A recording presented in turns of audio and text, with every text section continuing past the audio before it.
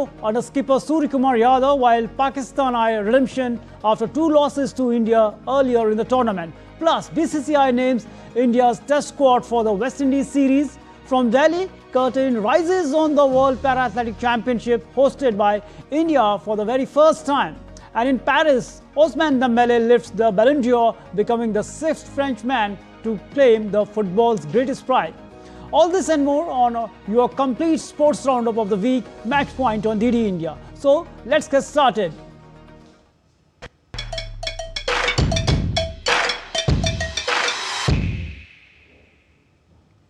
Now we'll talk about the cricket classic. India will take on Pakistan in the final of the Asia Cup 2025 on Sunday at the Dubai International Cricket Stadium. This will be the third and the final meeting between the two teams in the marquee T20 international event and the fourth overall at this venue in 2025. However, this is the first time in Asia Cup's 41-year history that India and Pakistan are meeting in the final, giving the clash an added intensity.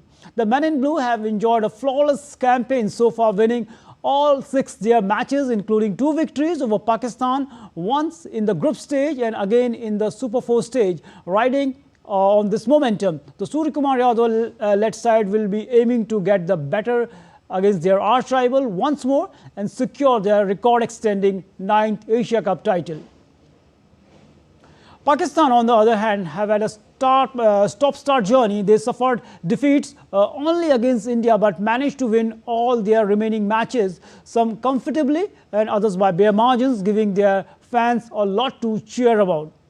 And talking about India versus Pakistan in the tournaments featuring 5 teams, India played 5. Both the teams played 5 matches, and India won 2 in 1985, 2007, and Pakistan won 3 times in 1986, 1994, and 2017. India and Pakistan have played 5 finals in the limited over tournaments that have included more than 5 teams. India only wins have come in the Benson and Hedges World Championship in 1985 and the inaugural T20 World Cup in 2007.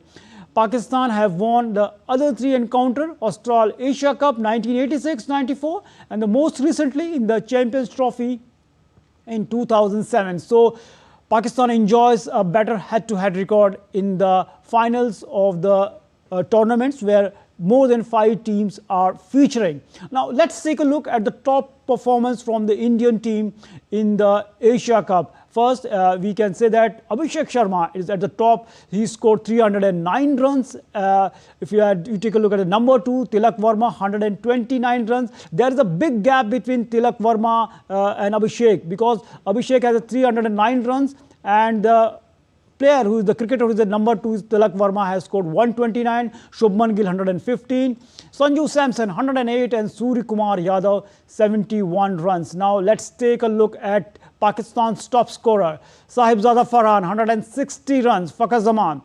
135 runs. So Fakhar Zaman, the veteran who we can say that came to the team after a very long gap in the absence of Rizwan and Babar Azam. And at the number 3, Mohammad Haris is there, 131 runs. And Mohammad Nawaz, if you take a look, 107 runs. And Shaheen Afridi scored 83 runs for his team. So India, if you take a look at the batting wise, India is at the better place in this tournament. And now let's take a look at the top wicket takers. Kuldeep Yadav, 13 wickets for India. He is not only India's top wicket taker but the tournament's leading wicket taker. At the number 2, Shivam Dube. He bowled extremely well in the initial matches of the group stage, and after that Jasprit Bumrah, despite of the fact that he has not played all the matches, he has taken 5 wickets, and Varun Chakravarti 5 wickets, and Aksar Patel and Hardik Pandya has taken 4 wickets apiece. So we take a look at bowling of Indian team is looking quite balanced. Now talking about the Pakistan team, Shaheen Afridi 9 wickets, Haris Rauf 9 wickets, and Sam Ayub 8 wickets, and Abrar Ahmed 5 wickets, and Fahim Ashraf 3 wickets. So here all will depend on how Shaheen Afridi bowls in the final. Right now he is Pakistan's top wicket taker along with Haris Rauf. So it's going to be interesting how the tournament pans out, especially if you talk about the final of this Asia Cup, India versus Pakistan. Now let's take a look at the top scorers of the tournament so far. Here, Abhishek Sharma tops the chart. In 6 matches, he has scored 309 runs. If you take a look, his strike rate, his highest score is 75. And the strike rate is extraordinary, 204.63. At number 2, Pathum Nissanka of Sri Lanka. Sri Lanka is already out. They failed to secure a win in the Super 4. He plays 6 matches, 261 runs, highest score in the yesterday's match, 107 runs, and strike rate 160.12. We can say that it was a bad luck for Sri Lanka. They couldn't be there. And Saif Hassan of Bangladesh, he played 4 matches and scored 178 runs, and his high score is 69, and 128.05 is his strike rate. Now after that, Saibzada Farhan, he scored 160 runs for Pakistan in 6 matches and scored 58. 58 is his highest score, and his strike rate is 107.38. So a lot will depend how he plays in the final of the Asia Cup against India. Now Kushal Perera, in 6 matches, Kushal Perera scored 146 runs with a high score of 58 runs, and his strike rate is 139.04. And Kushal Perera, if you take a look, he's performed well for Sri Lanka. Now, Tilak Verma, India's, we can say, the most dependable batsman in this tournament. In 6 matches, 144 runs, and unbeaten 49 is his highest score, and a strike rate is 132.11. Needs to improve himself in this department of the game, because T20 is all about the strike rate.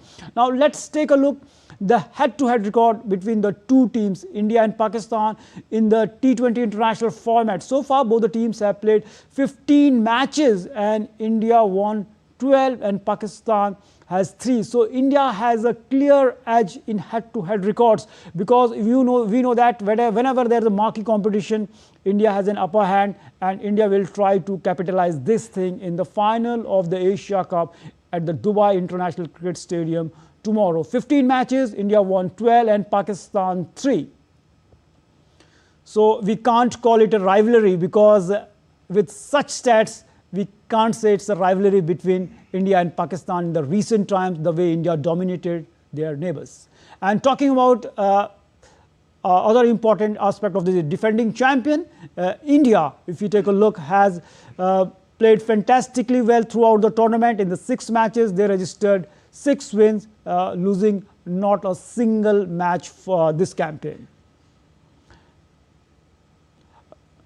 So Mukesh is joining us from Dubai, and we know that, Mukesh, you are tracking the competition and you have seen many ups and downs here through the Indian team. But tomorrow is the big match. We can say that a dream final once again. After 2 matches, India won in the group stage, and in the final, it's going to be another cracker of a contest, considering the fact that India won their previous 2 matches. So, Mukesh, the defending champion India, how can, what's the way, how can the Pakistan team just turn the table around in the finals, especially after losing the 2 initial matches?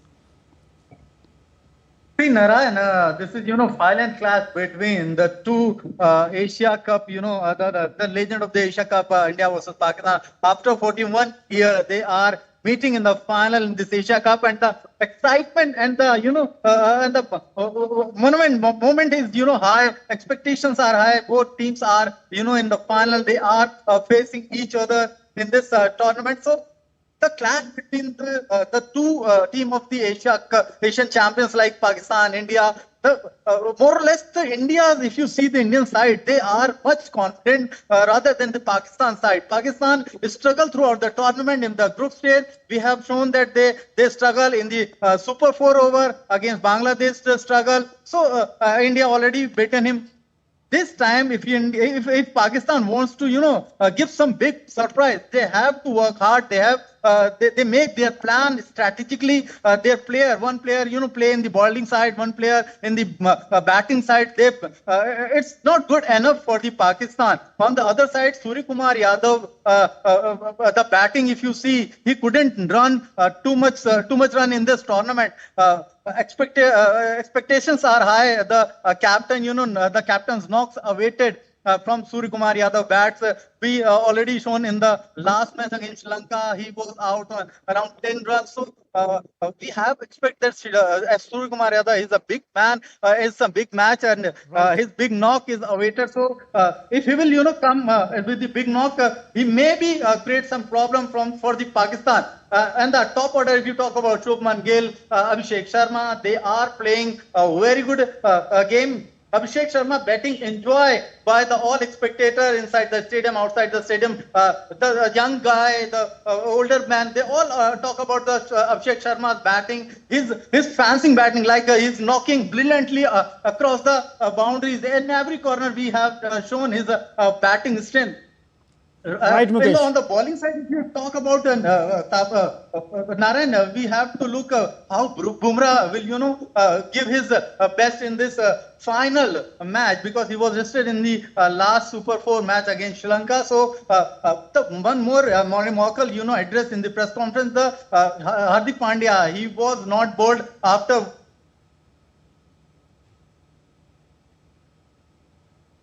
So we are not getting the voice of the Mukesh because of some network issues. So we will move to the next story. Mukesh, we will again come back to you.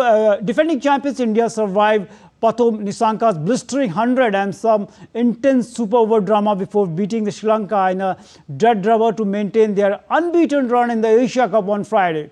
Sri Lanka gave a good account of themselves and matched India's 202 runs for the loss of 5 wickets to force the super over after Nissanka smashed the first individual 100 of this year's tournament. However, Sri Lanka managed only 2 runs in the super over before losing both wickets in the 5 deliveries from Archery.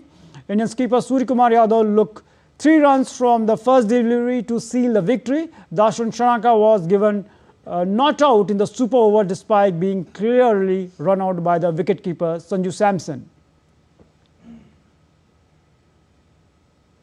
Mukesh, we lost the network again. You are back. So, talk about yesterday's man, Mukesh. It was the super over it was quite confusing. Dashan Shanaka was run out, and it was reversed in the super over. Actually, what was the confusion? Everybody wants to know what was the rule. Law says regarding that drawn out was not given. Absolutely, Narayan, you are right, because the Sanaka, he was already, he can take the 3 run the last ball, but he drive and he couldn't, saw the backside. He have opportunity to complete this 3 run. Again, in the super over, he got chance to come back with Kushal Mendis. Why Kushal Mendis and Sanaka got the opportunity to play in the super over? It was a question from every side, because Sanaka was not up to mark at that time. And only the 2 run in the super over, it's not good enough to win the match against India. India also, they are also lacking because of Hardik Pandya couldn't bowl his 4 spell over, and the other side Bumrah was not there, Shivam Dubey was not there, so they were also struggling. But they are, correcting their mistake. What are the weakness they are working? The hardly matter they win or lose, because they already reached the final. But Sri Lankan side, they dominating in the areas, and they reached 202 runs. They tie the score at that time. But I don't know Sanaka why he has done this mistake, and a good opportunity he thrown from his hand.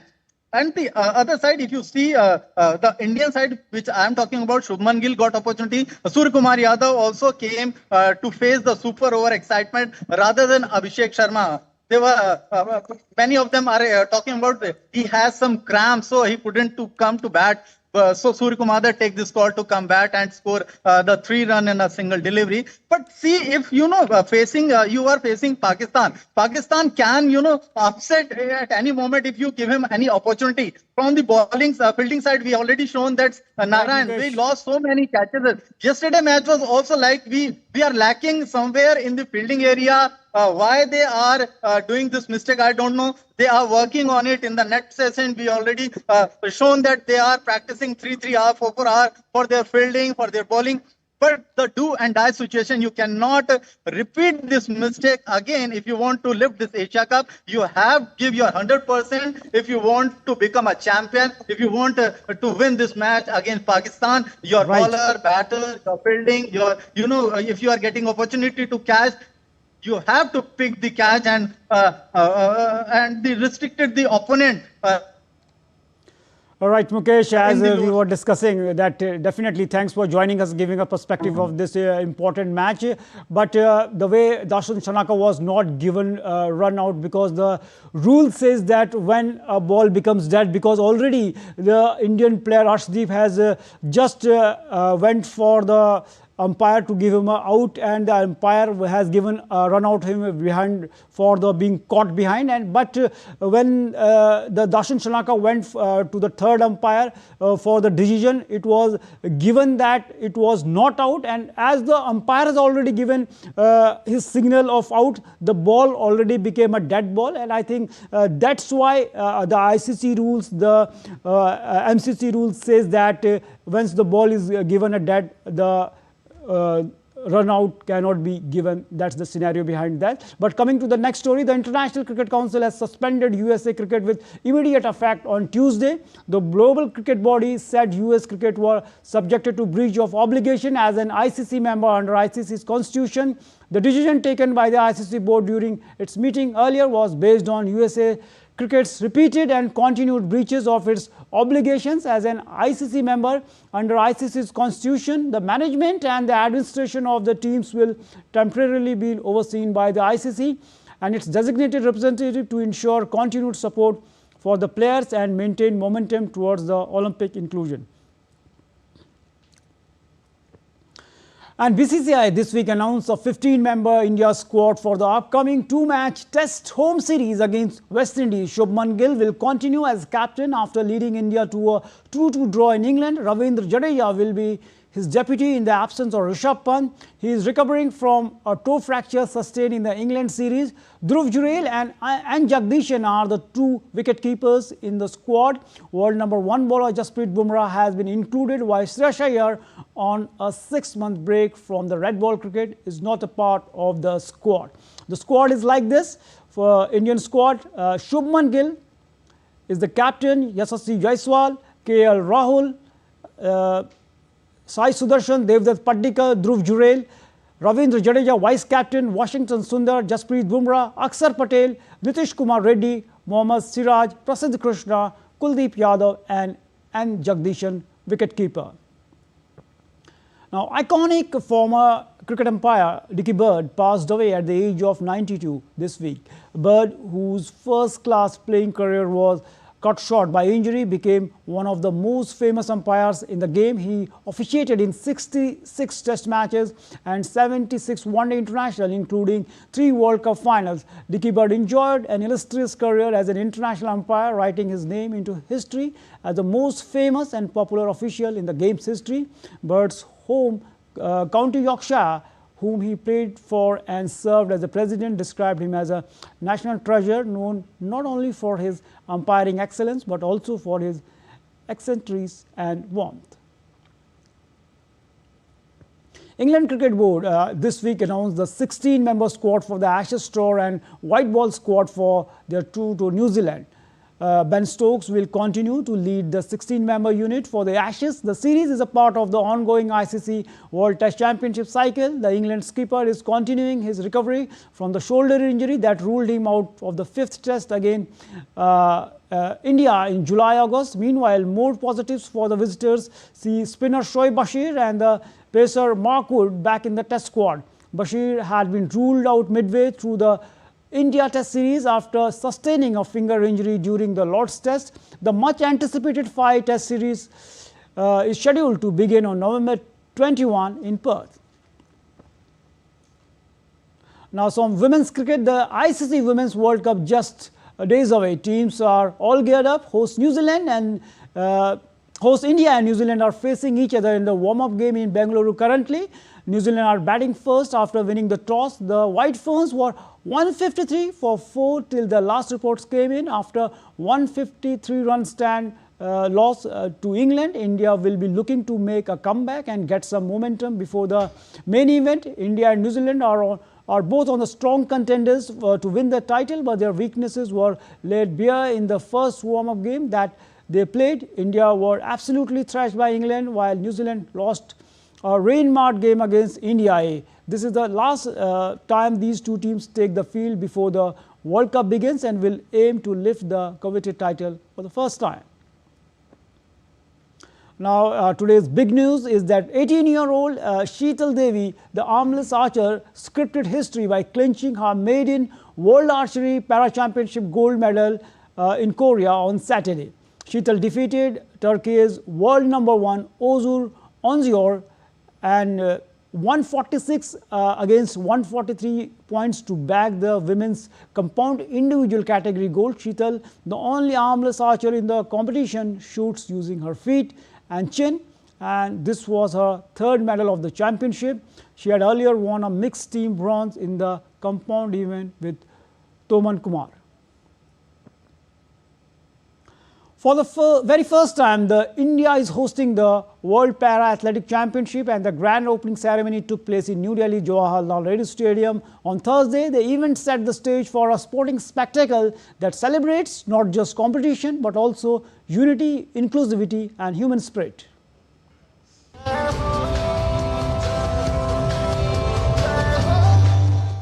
The Jawaharlal Nehru Stadium in New Delhi came alive as the World Para Athletics Championships 2025 officially got underway.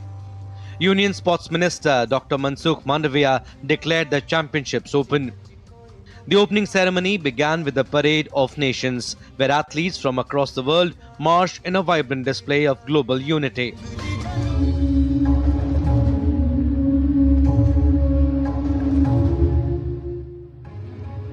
This was followed by cultural performances, including a special wheelchair dance and presentations showcasing the richness of India's culture.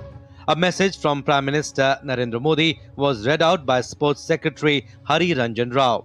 The Prime Minister extended his best wishes to all the participants, highlighting India's pride in hosting this global event for the very first time. Union Sports Minister called the championship a celebration of unity and inclusivity. He underlined how the event sends out a powerful message of determination and resilience. This championship is not merely a competition. It is a celebration of unity, inclusivity and harmony.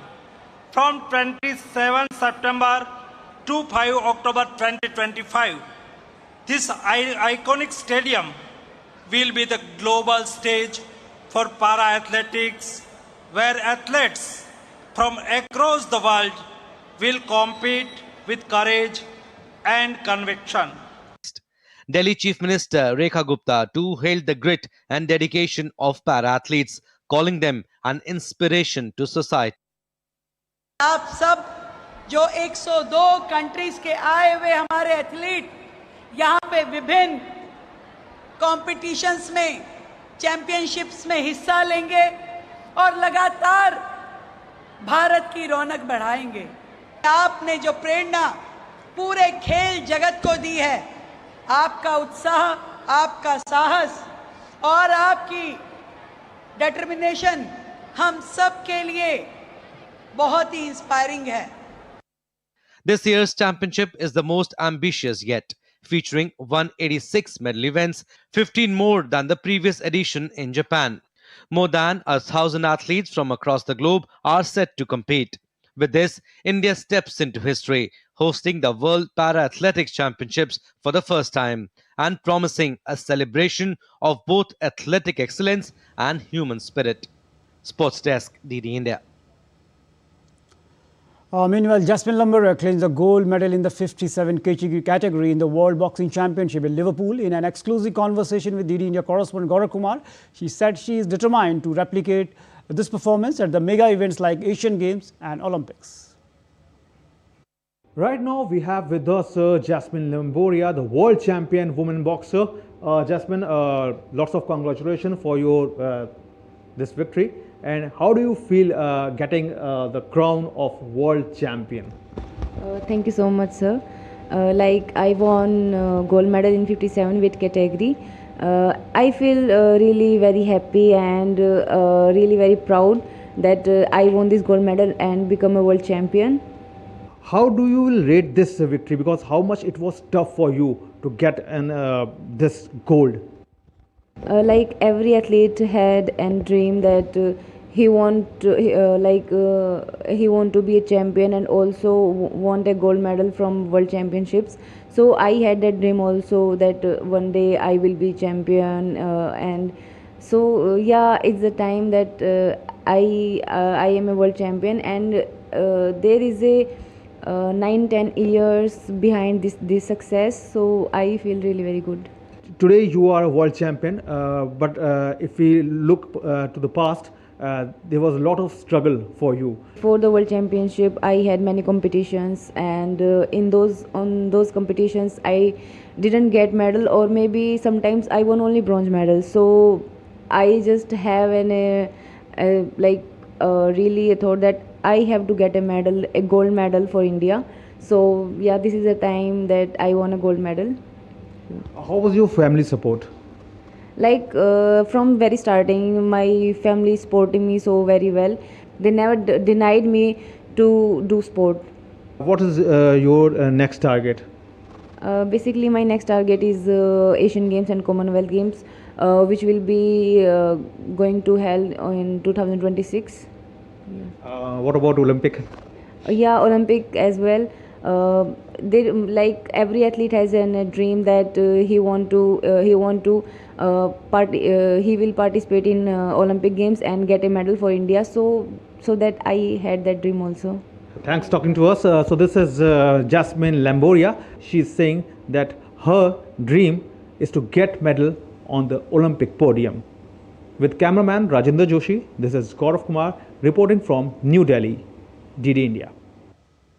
So after the World Championship medal, Jasmine Lamboria is eyeing an Olympic medal for India. So that's all we have for you on the Match Point this week. Stay tuned to DD India for more updates from the world of sports and other international updates. Thanks for watching. Namaskar.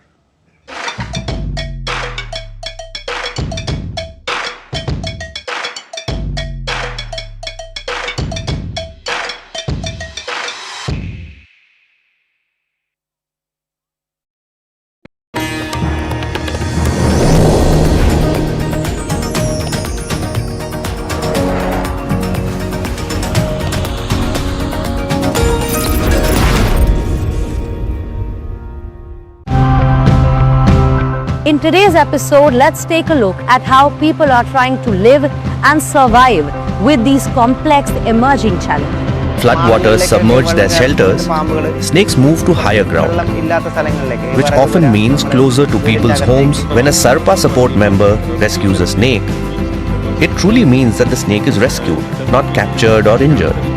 When the flowing water becomes muddy and full of sand, it's a sign that there has been heavy rain in the hills and a flood may be on its way. We need a lot of bamboo to make a changhar, from making the pillars, walls, the raised platform,